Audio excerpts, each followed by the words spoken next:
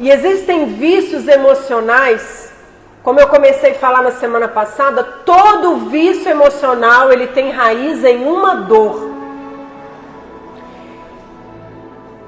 E é essa dor que precisa ser descoberta e tratada pelo Espírito Santo. Enquanto eu estou sendo conduzida por algum vício emocional, a vida de Cristo ainda não está sendo manifestada totalmente através da minha vida. Jesus, ele quer se manifestar totalmente através da nossa vida, de maneira plena, amém? E o vício emocional é algo que nos prende ao velho homem. O que é o vício emocional? Presta atenção, olha para mim. É a Michele velha, a velha criatura querendo me puxar para aquele lugar de dor. É a velha criatura dentro de nós querendo nos levar para o piloto automático. Quando você viaja de avião, existe um momento durante o voo que o piloto coloca o avião no piloto automático. Ali ele não precisa fazer muitas manobras. O avião já sabe o que tem que fazer. O avião vai indo sozinho. A nossa vida é a mesma coisa.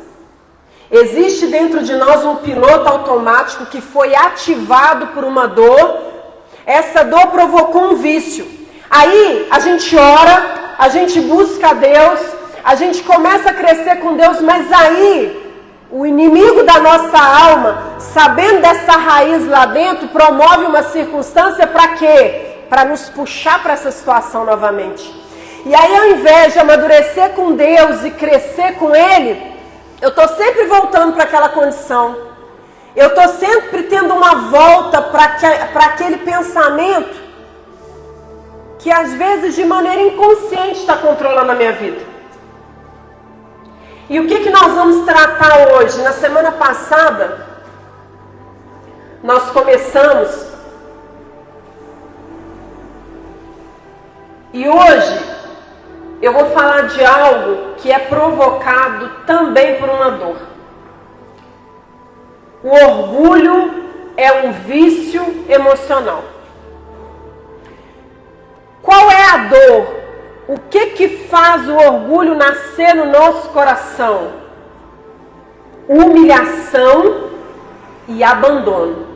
Diferente do que muita gente pensa, a pessoa orgulhosa muitas vezes não é a pessoa que tem uma posição, não é a pessoa que chefia uma empresa, não é uma pessoa que tem muitos bens, não. O orgulho, ele não olha classe social, ele não olha condição econômica, ele não olha QI. O orgulho é um vício que destrói qualquer pessoa, em qualquer nível que ela estiver, em qualquer classe social, em qualquer nível que ela estiver. Por quê? O que faz a pessoa se tornar orgulhosa? E eu vou explicar o que é ser aqui orgulhoso de acordo com a palavra. A pessoa sofreu tanta humilhação na vida que ela cria uma resistência para algumas coisas, para algumas palavras, para alguns comportamentos com relação a ela, de tanta humilhação que ela viveu. A pessoa que é abandonada, ela se torna orgulhosa porque eu sempre me virei sozinha, eu sempre tive que dar conta de tudo sozinha, então agora não vem ninguém querer me ensinar alguma coisa, querer falar algo comigo. E por que essa resistência de ouvir? Pelo abandono que foi sofrido. Porque essa resistência, às vezes, de voltar atrás de uma decisão e uma escolha, pelas humilhações que foram sofridas. Então o que eu faço? Eu reproduzo na pessoa que está na minha vida hoje, que não tem nada a ver com a pessoa que conviveu comigo lá atrás, a mesma pessoa. Então, se eu recebi muitas humilhações do meu pai, eu vou reproduzir o meu pai nas pessoas que convivem comigo e eu vou sempre achar que tem alguém querendo me humilhar. Que sempre tem alguém querendo desfazer de mim. Querem me diminuir, querem desfazer de mim. Fulano tentou desfazer de mim. Fulano tentou me humilhar e às vezes aquilo não aconteceu. Só que já existe dentro de nós, por causa do vício, um gatilho Dependendo da maneira que a pessoa falar, do tom de voz que ela falar, pronto, aquele gatilho é ativado. Quer me humilhar, você já se fecha, você já não ouve mais nada que aquela pessoa vai te dizer. Quem está entendendo? E por que a gente tem que se libertar? Porque esses vícios pertencem à velha criatura, pertencem ao velho. Naamã era chefe do exército da Síria. Naamã tinha uma alta patente, Naamã tinha posição social, Naamã, ele era autoridade, ele era reconhecido pelas pessoas. E por ele ter aquela posição e estar acostumado, ter muitas pessoas nas quais ele dava ordens,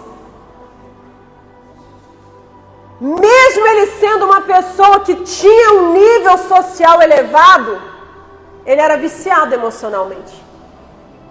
Olha o que aconteceu com o profeta Eliseu. Ele foi lá porque ele queria receber a oração de Eliseu.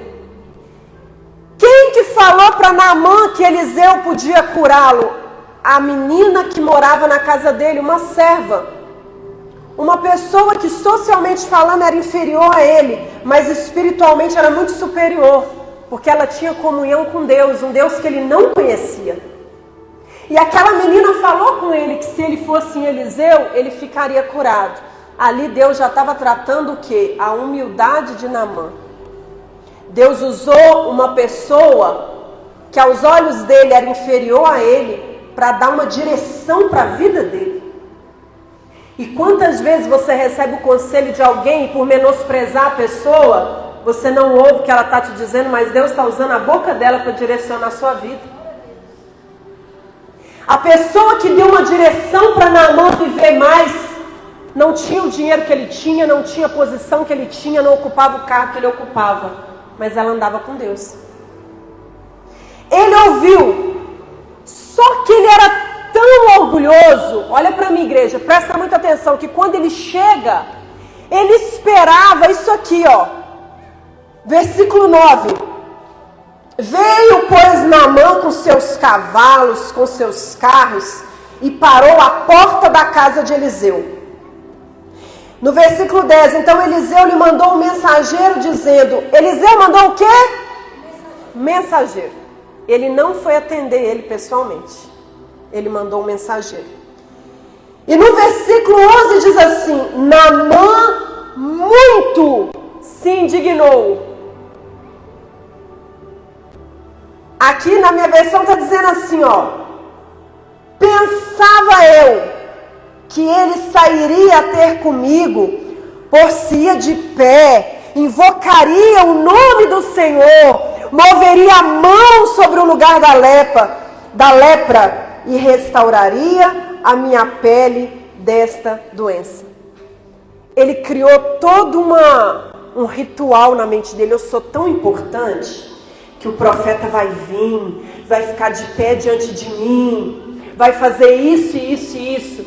E o profeta mandou o quê? Nem atendeu ele, um mensageiro. Deus estava tratando o orgulho dele. Deus não fez do jeito que ele queria, do jeito que ele esperava. E muitas vezes, igreja, Deus não vai fazer do jeito que a gente planejou, não vai fazer do jeito que a gente achou que seria, não vai ser do jeito que a gente planejou na nossa mente, sabe por quê? Porque quando Ele tira do nosso controle, Ele cria em nós dependência dEle. Aqui Naamã tinha todo um cenário dentro da mente. Deus contrariou todo o cenário que Ele criou. E muitas vezes, para quebrar o nosso coração, Deus vai contrariar tudo aquilo que a gente planejou. Aqui, Deus estava tratando o orgulho de Naamã. Aí você vê aqui um vício, ó. Retirou-se, indignado, dizendo. Ele se retirou o quê? Ele ficou indignado. Mas tinha motivo para isso? Não tinha motivo para indignação. Só que quando eu nutro um orgulho no meu coração, ele criou na mente dele uma situação, ficou indignado com essa situação, sem Eliseu ter feito nada daquilo, sem Eliseu ter prometido nada daquilo. E é isso que o orgulho faz com a gente. faz a gente complicar coisas fáceis, faz a gente complicar o simples. O orgulho faz a gente complicar o que não tem jeito de complicar, faz a gente criar monstros que não existem dentro da nossa mente. Aí a gente já cria um cenário que alguém tem algo contra, a gente já cria um cenário, fulano tentou me diminuir, a gente já cria um cenário, tentaram desfazer de mim, mas por quê? Não foi a pessoa que fez, mas o vício que eu carrego de que alguém sempre quer fazer isso comigo. Ali Deus tratou. Aí, no versículo 12, no versículo 11 diz assim: Naamã, porém, muito se indignou e se foi dizendo, ele estava falando o quê? Falando sozinho, ele com um diálogo interno, ele falando com ele mesmo. Aí, no versículo 12, não são porventura Abana e Farfá, rios de Damasco, melhores do que todas as águas de Israel? Não poderia eu lavar-me neles e ficar limpo? Olha aqui ele dando conselho para Deus. Ele ensinando o que Deus tinha que fazer. Ele querendo fazer de novo do jeito dele. Sabe o que o orgulho faz com a gente? Faz a gente querer dar conselho para Deus.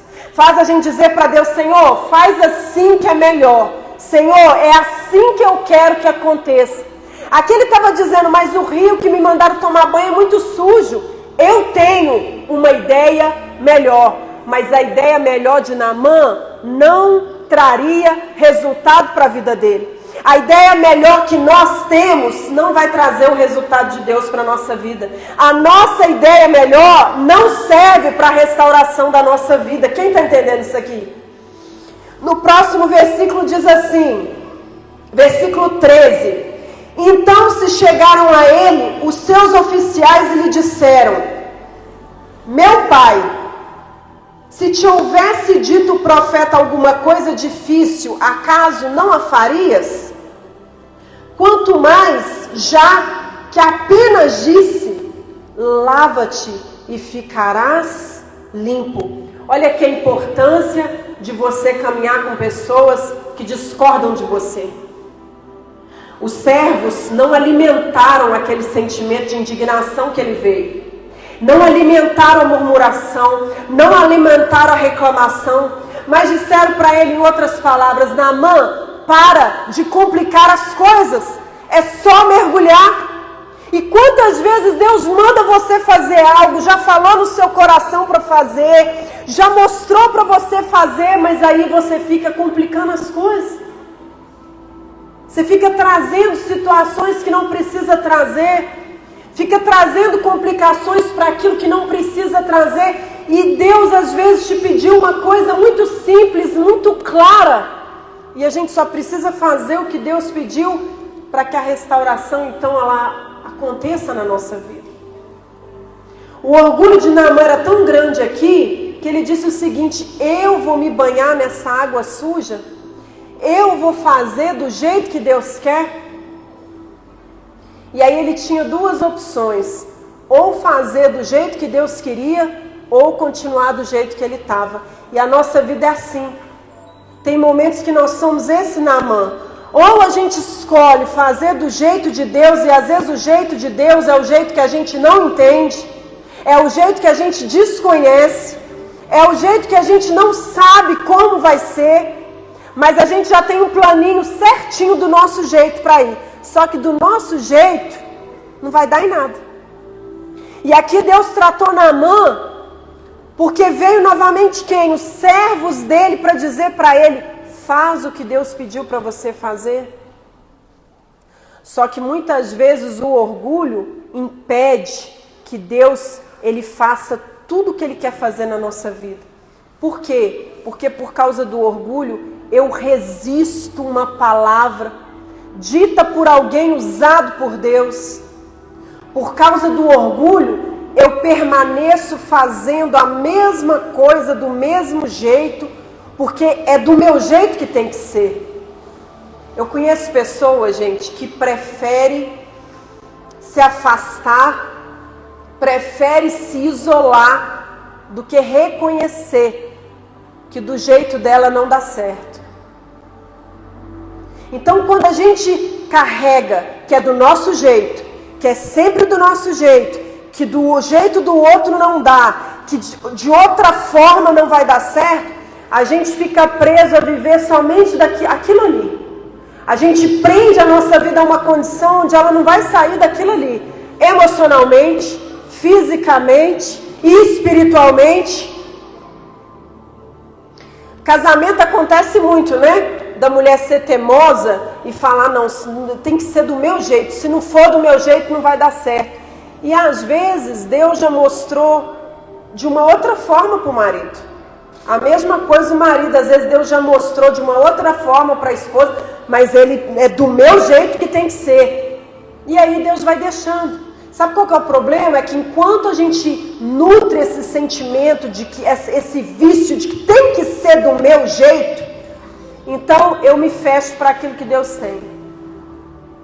Enquanto eu nutro a teimosia, o orgulho de não dar ouvidos, aqui Deus ensinou para Naamã, esses 7 mergulhos foram 7 tratamentos de Deus. Deus levou Naamã à humildade. Deus levou Naamã ao reconhecimento. Ele teve que reconhecer que só um profeta de Deus poderia fazer algo por ele. Ele teve que reconhecer, Lili, que os títulos dele, que a capacidade dele, que a posição dele não poderiam fazer o que só Deus poderia fazer.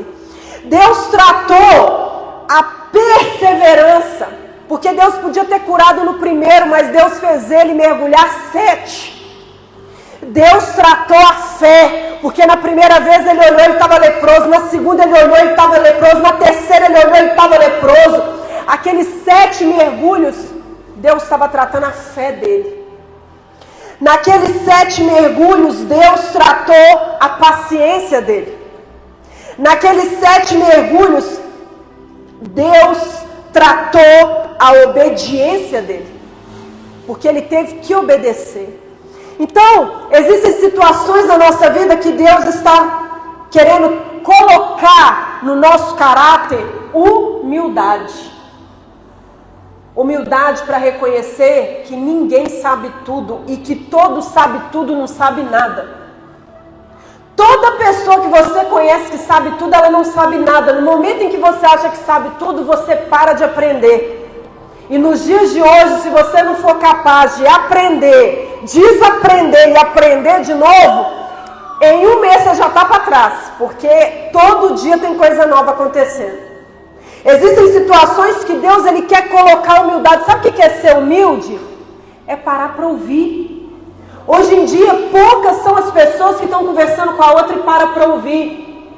Você sabia que um homem, ele só consegue ouvir uma pessoa 5 minutos?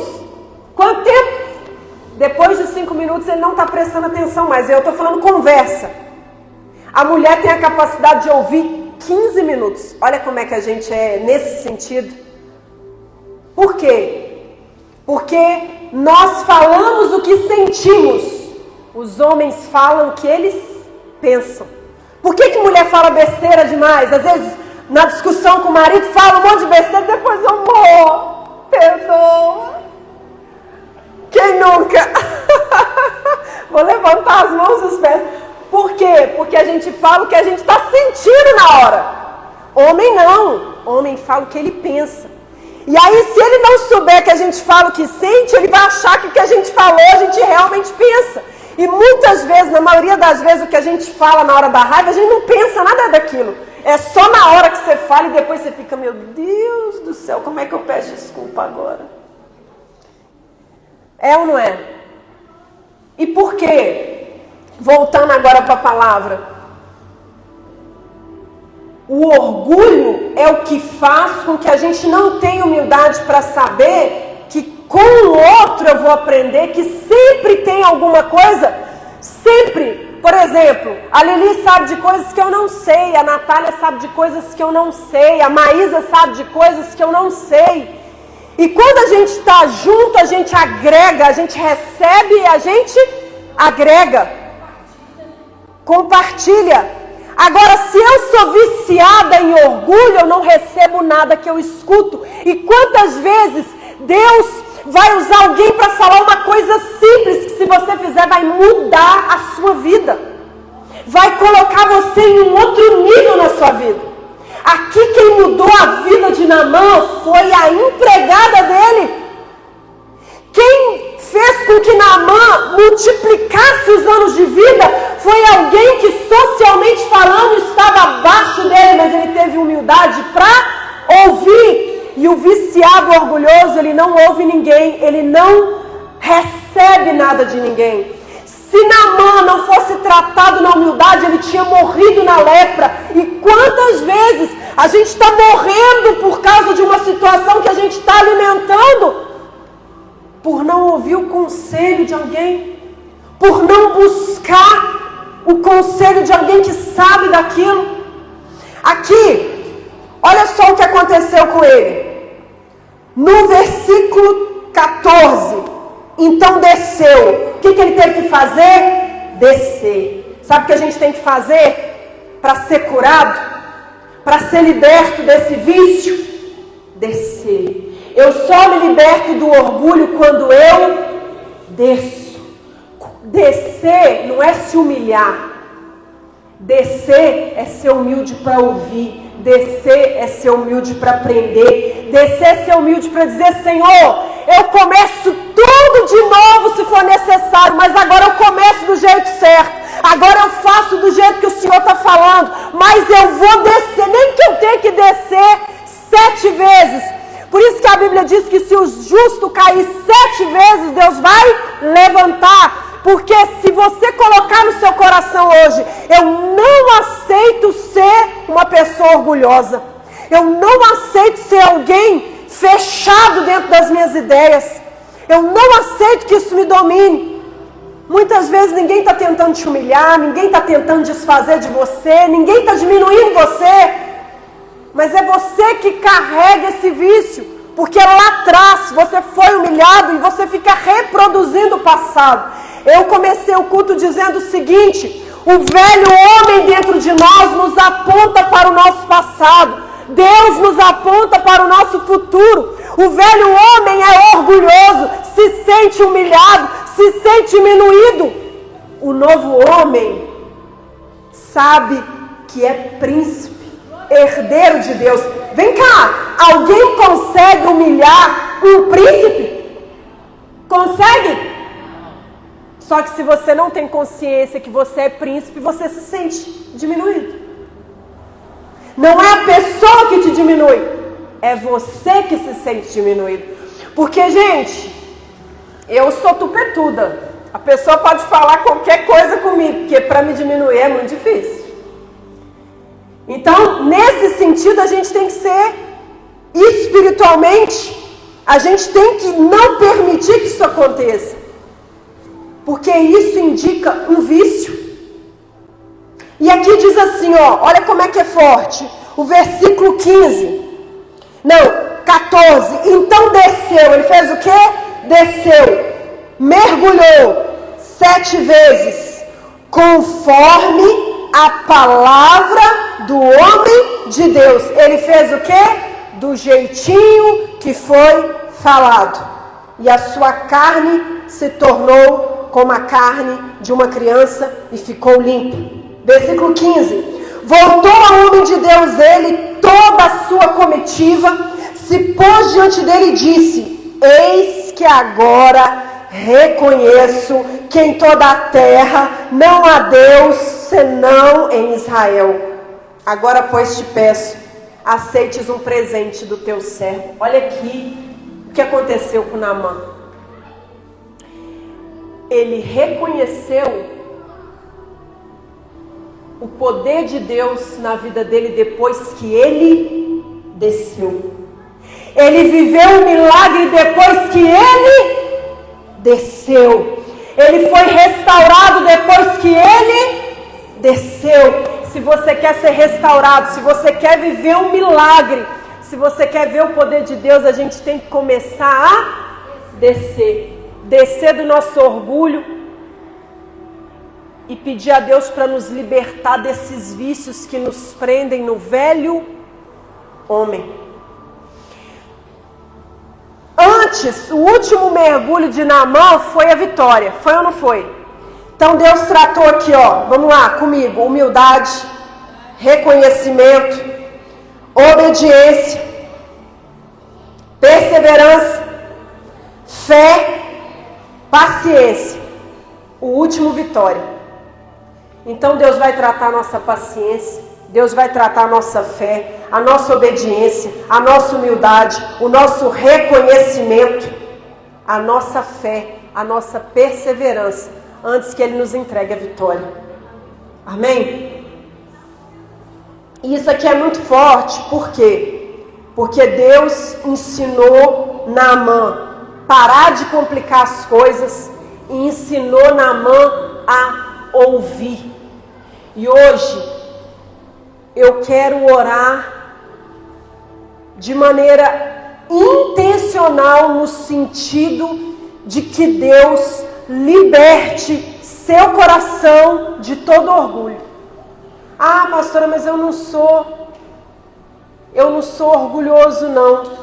Todos nós somos. Em alguma área da nossa vida nos posicionamos como quem não precisa aprender naquela área. E é isso que nos prende naquela área, somente no lugar em que a gente está. E essa libertação é descer, é fazer do jeito de Deus, é permitir que o Espírito Santo entre e arranque essas sementes que foram colocadas dentro de nós quando a gente não tinha filtro. Você sabia, olha para mim, todo vício emocional, ele é enraizado do 0 aos 5 anos? Sabia disso? Do 0 aos 5 anos, é na primeira infância. Você nem lembra de quem te humilhou, você nem lembra de quem te maltratou, só que aquilo foi colocado lá dentro da sua mente. E a partir daquele momento você é conduzido por uma coisa que você nem sabe que está ali. Só que quando a Bíblia fala, por que Jesus disse assim, ó, importa-vos nascer de novo? Porque quando a gente nasce de Jesus, filho parece com o pai, a gente começa a parecer com ele. Mas não é uma mágica assim, não. Hoje eu nasci de novo, hoje eu me pareço com Jesus. É todos os dias sendo transformado até chegar dia perfeito. Amém? E hoje Deus vai operar mais uma transformação na sua vida. Hoje Deus vai trazer mais uma libertação para o seu emocional, porque esse vício, esse sentimento de que alguém quer desfazer de você, de que alguém quer diminuir você, de que alguém quer humilhar você, de que alguém quer pisar em você, de que alguém pensa que é melhor que você, isso é um vício que vai ser vencido hoje, que vai ser arrancado hoje. E você vai sair daqui com essa consciência. Eu sou príncipe, herdeiro de Deus.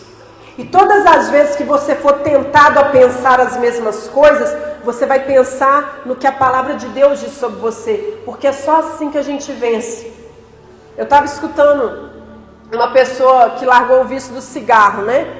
Porque o vício emocional e esses vícios são a mesma coisa. A diferença é que o emocional ele fica camuflado dentro da gente.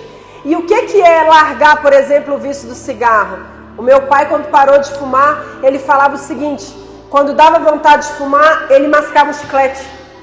Tipo assim, ele colocava alguma coisa no lugar daquilo. E eu fiquei pensando, não tem como você largar um vício emocional sem colocar uma coisa no lugar.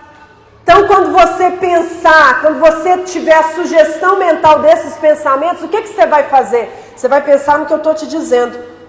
Eu sou um príncipe. Eu sou filho de Deus, eu sou herdeiro de Deus. Não tem como ninguém me diminuir, não tem como ninguém desfazer de mim. Amém? Fica de pé em nome de Jesus. Eu quero que você coloque as duas mãos sobre o alto da sua cabeça. Pastor Gilson vai ungir o alto da sua cabeça. Você vai sair daqui hoje liberto. Você crê? Por isso que eu chamo esse culto de libertação. Porque a cada quarta-feira Deus vai te libertar de um peso. Tem como chegar longe com uma mala pesada? Não tem. A gente fica andando devagar assim, ó, cansado. Então cada peso que Deus vai tirando de dentro da gente vai nos tornando mais livres. Amém? Quando você receber a unção no alto da sua cabeça, você vai fechar os seus olhos. E você vai pensar aqui em tudo que eu preguei essa noite. Em tudo que o Espírito Santo liberou sobre você essa noite. E você vai pensar nas frases que você pensa.